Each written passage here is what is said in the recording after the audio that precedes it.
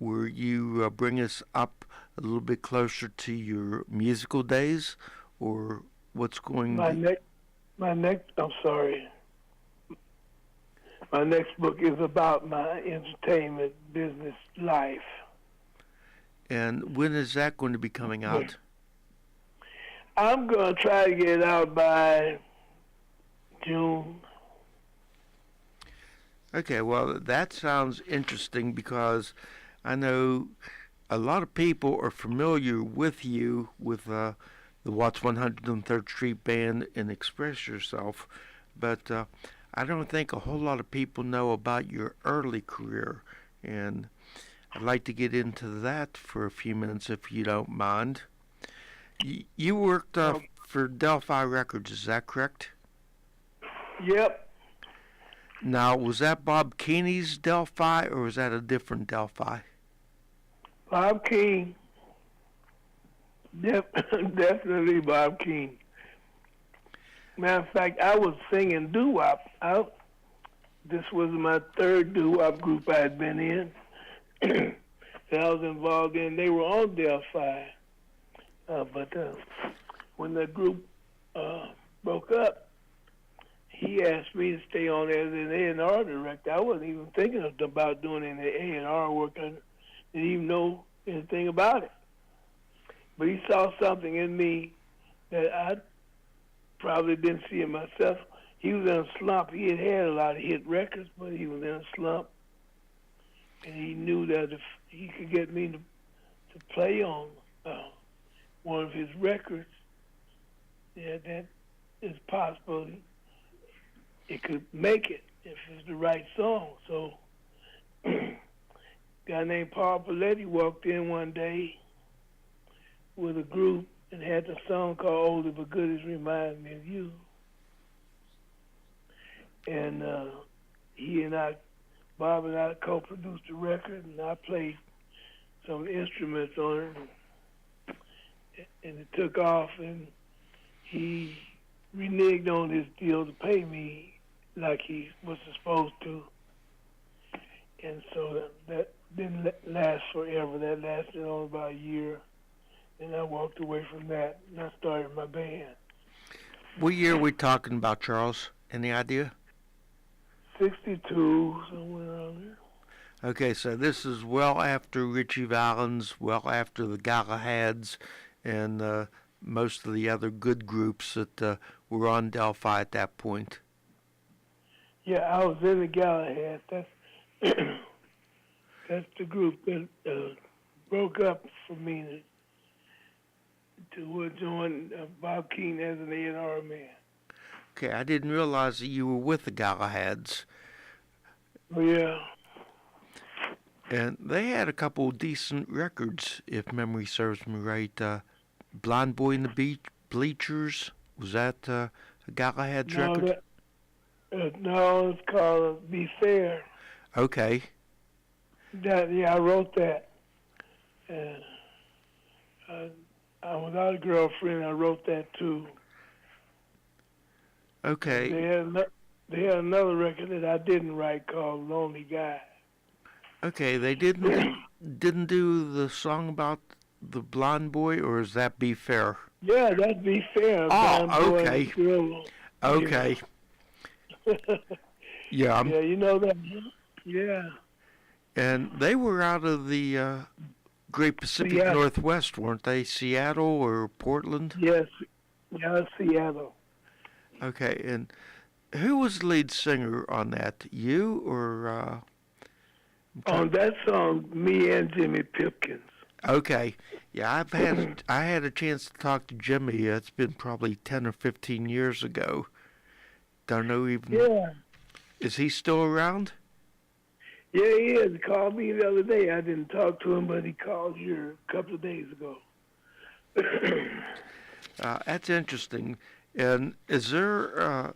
Did the Galahads put out very many songs, or was there an album or compilation or anything like that they have out? No, never an album.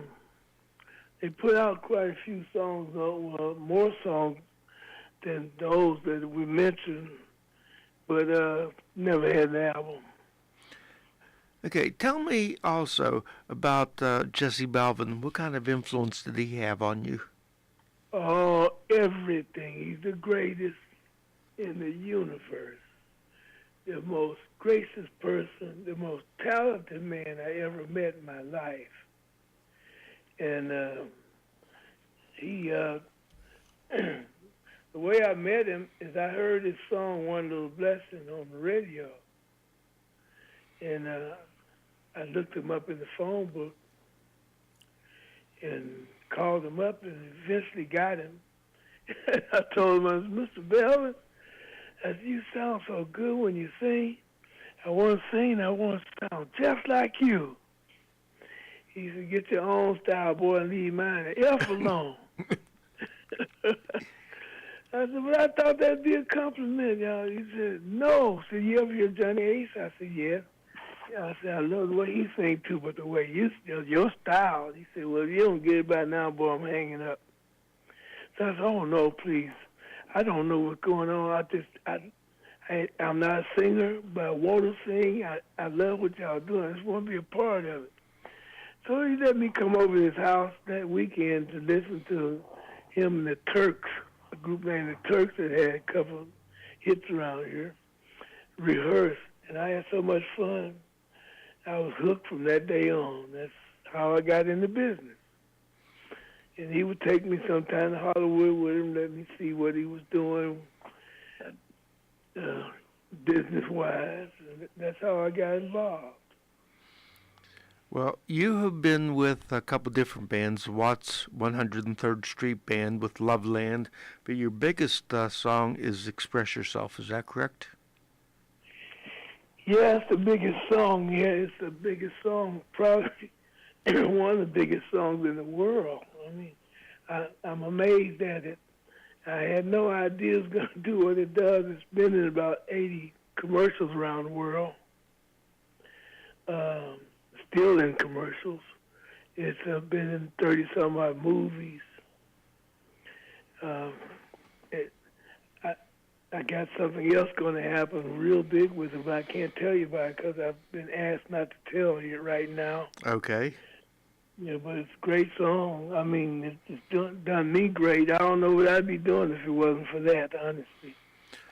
And I've written 300 some odd songs on the market. That's the one keeps me alive. Okay, that was going to be my next question. Have you had any, or have you written any other hit songs besides Express Yourself? And I take it that you did write Loveland, but have you written Yeah, anything else? Do Your Thing. I mean, yeah. We had 9 charted records on Warner Brothers, Billboard Top 100. Yeah, I've been writing songs for years for other people too. I have a song called "Comment" that should be heard right now. That's been covered by a lot of artists such as Ray Charles, Les McCann, Della Reese, a group called Courtship, a group called there's a group out now, I forget their name, they're very famous. They do it, their shows, and that song is keeping them going. It's called "Comment" and "Follow Me and Truly Brothers." I don't know if you're familiar with it. No, I'm not. Yeah, that's one of my better songs.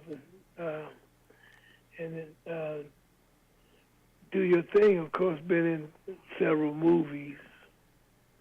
And it was in Boogie Nights.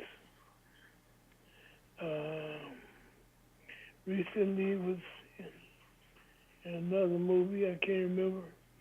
And it's been on a few commercials too.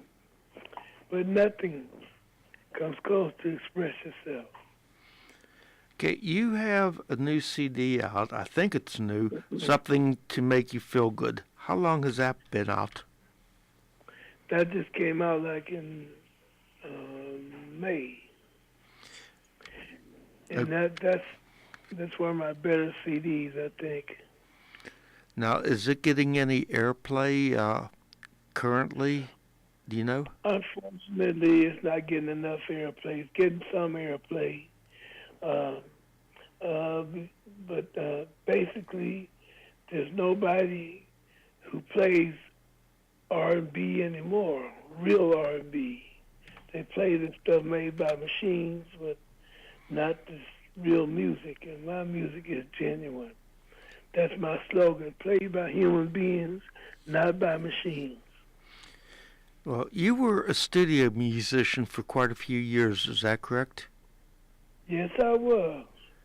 And are you still playing for anybody else or just doing music for yourself? No, right now, mostly what I'm doing is I'm promoting my book. Okay, one other thing I want to ask you about. Did you play on Bill Cosby's Little Old Man? Yes. Okay, what, lead guitar or? There were three of us on guitars on that. No lead, really. We all had parts. That was takeoff of Stevie Wonder's Uptight, if I remember correctly. That is correct. Definitely. Yeah. Yeah, it's the first record we did with him. As a matter of fact, it got up into the top 20. Yeah, I don't know whether I was on his album Silver Throats or not. Yeah, that's the record that generated Silver Throat. Yeah. We did that before we did the album. Probably 6 months prior to the album. Now, did you think that was going to be a hit song? I didn't know. I mean, I didn't even contemplate what it was going to be honest with you. I was glad to be playing with them at the time because he was a huge star at the time. And he was looking for someone to back him up on his first debut singing record, and he stumbled in the studio where we were recording, and next thing I know, we were recording with him a week or so later. Well, we play that song every so often and get a lot of requests for it because it was big here in western Pennsylvania. No kidding? No kidding. You still play that? I still play it. Well, I'll be doggone. So, that's great. Okay, before we let you go, the book is Up From Where We've Come, and the website is expressyourself.com or .net? No, not com, .net. .net. Okay. .net. Okay, and if somebody goes to the website, what are they going to find, Charles? Whole lot of stuff, including an exclusive interview I did with Little Richard a couple of years ago. There's a whole lot of stuff on there. Just go in there and enjoy yourself. Well, that sounds good. Now, we do want to play something off of the new CD, something to make you feel good. Tell us about Happiness. That's going to be the cut that we're going to play. How did you happen to come up with it? You know, it's one of those songs that came through me. God sent it to me, and I had inspiration to record it. So I got together with the band, and we did it. And I really enjoyed it. Okay, you're starting to break up again. Oh, I'm so sorry. Can you hear me now? Let's try it again one more time. Can you hear me now? That is a whole lot better. A whole lot better. I don't understand. I'm sorry. It keeps breaking up. That's not a problem. That's not a problem. But we don't want to lose any of your thoughts because I'm interested in what you have to say. Well, you're a great interviewer, I tell you that. Well, thank you very much. Before I have you introduce to our Happiness, one thing we do have to mention, a special thank you to Phil Brown for getting this set up. Great. Because if I don't mention Phil's name, he gets upset with me.